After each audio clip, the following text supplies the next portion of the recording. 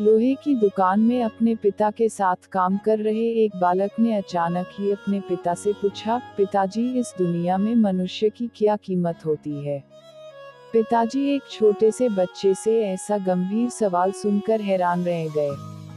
फिर वे बोले, बेटे, एक मनुष्य की कीमत आंकना बहुत मुश्किल है, वो तो अनमोल है। बालक, क्या सभी उतना ही कीमती और महत्वपूर्ण हैं?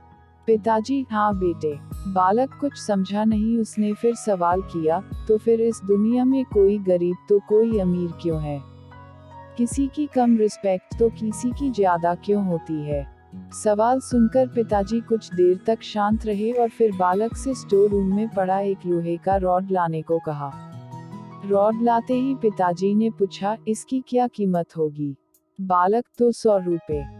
पिताजी, अगर मैं इसके बहुत से छोटे छोटे कील बना दूं तो इसकी क्या कीमत हो जाएगी? बालक कुछ देर सोचकर बोला, तब तो ये और महंगा बिकेगा, लगभग 1000 रुपए का। पिताजी, अगर मैं इस लोहे से घड़ी के बहुत सारे स्प्रिंग बना दूं तो?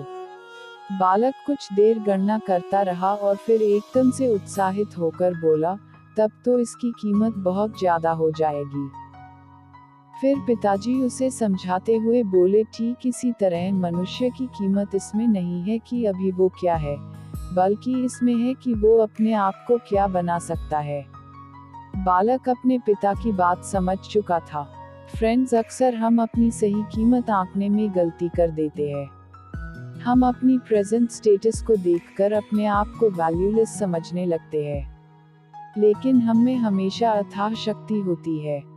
हमारा जीवन हमेशा संभावनाओं से भरा होता है। हमारी जीवन में कई बार स्थितियां अच्छी नहीं होती है, पर इससे हमारी वैल्यू कम नहीं होती है। मनुष्य के रूप में हमारा जन्म इस दुनिया में हुआ है, इसका मतलब है हम बहुत स्पेशल और इम्पोर्टेंट हैं। हमें हमेशा अपने आप को इम्प्रूव करते रहना चाहिए और अपनी सही कीमत प्राप्त करने की दिशा में बढ़ते रहना चाहिए।